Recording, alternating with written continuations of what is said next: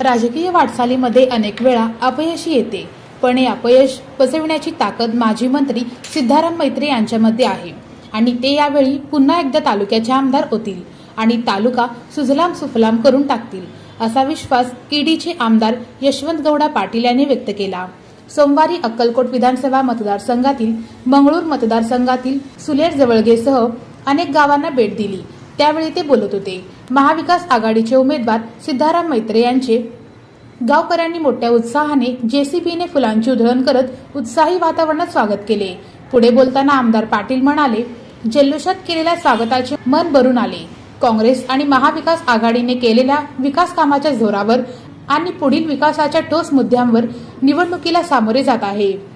विरोधकांकडे ना कोणते ठोस काम आहे ना विकासाची दूरदृष्टी आहे। फक्त 2014 पासून ते आजवर करत आलेल्या फसव्या योजनांच्या व जाती धर्मात फूट पाडून सत्तेचा खेळ करत आहेत, ज्यामुळे महाराष्ट्राच्या विकासाला धोका आहे। त्यामुळे आगामी विधानसभा निवडणुकीत महाविकास आघाडीच्या सर्व उमेदवारांना निवडून आणा अशी भूमिका त्यांनी मांडली।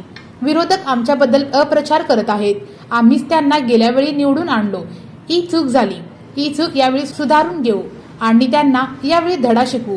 येत्या 20 तारखेला 4 समोरील काँग्रेस पक्षाच्या आताच्या पंजा या चिन्हासमोरील बटन दाबून मैत्रेंना विक्रमी मतांनी विजयी करा असे माजी जिल्हा परिषद उपाध्यक्ष शिवानंद पाटील यांनी गावकऱ्यांना केले।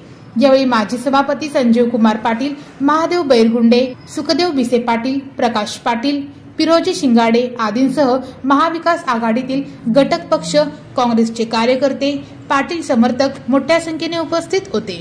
महाराष्ट्रासह संपूर्ण देशभरातील लेटेस्ट बातम्या पाहण्यासाठी आजच आमच्या विश्व न्यूज मराठी YouTube चॅनेलला सबस्क्राइब करा आणि बेल आयकॉन प्रेस करा। तसेच आमच्या www.vishnewsmarathi.com या वेबसाईटलाही अवश्य भेट द्या।